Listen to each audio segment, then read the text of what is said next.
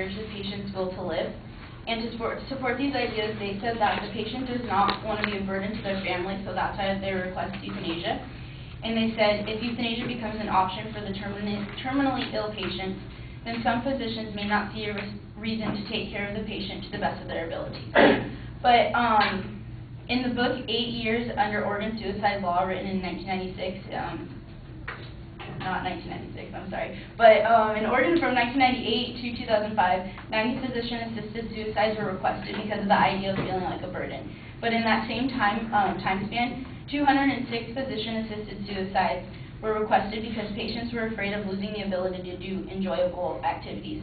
So those statistics kind of say that it's not necessarily they feel a burden on their family, they just don't want to live when they can't enjoy their lives.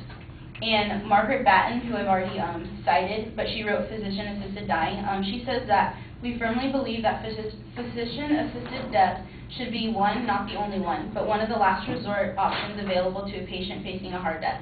We agree that these options should include high-dose pain medication if needed, cessation of life-sustaining therapy, voluntary cessation of eating and drinking, and terminal sedation. We also believe, however, that physician-assisted dying should be among the options available to patients at the end of life.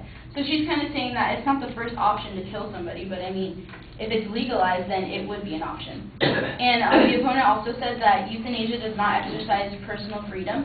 And to support this idea, they said that people who are terminally ill may not be able to make a rational decision on their own.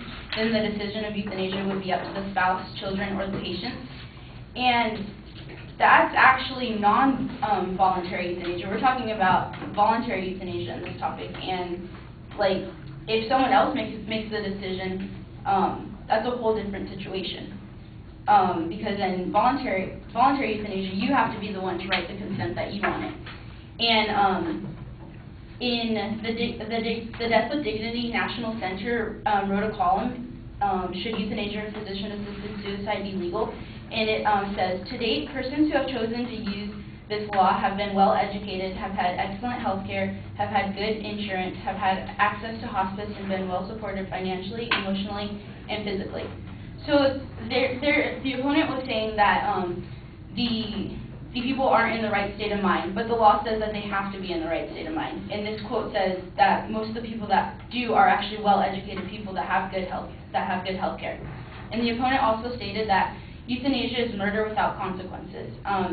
They believe that non-voluntary euthanasia would be then legalized if voluntary euthanasia was legalized. But again, non-voluntary euthanasia isn't the topic that we're talking about. That consists of like people, your relatives saying it's okay to kill them. But even in that situation, usually it goes in accordance to the wishes that they made before, like they got into that situation where they couldn't make decisions, or their living will says, take me, kill me, if I'm not able to function. And Peter Rogitz, who wrote The Positive Virtues of Physician-Assisted Suicide, writes, physician-assisted suicide isn't about physicians becoming killers. It's about patients whose suffering we can't relieve, and about not turning away from them when they ask for help. Will there be physicians who say they cannot do this? Of course, and they shouldn't be obliged to. But if other physicians consider it merciful to help such patients by merely writing a prescription, it is unreasonable to place them in jeopardy of criminal prosecution, loss of license, or other penalties for doing so. And that just restates the idea that that's not become a murder type case.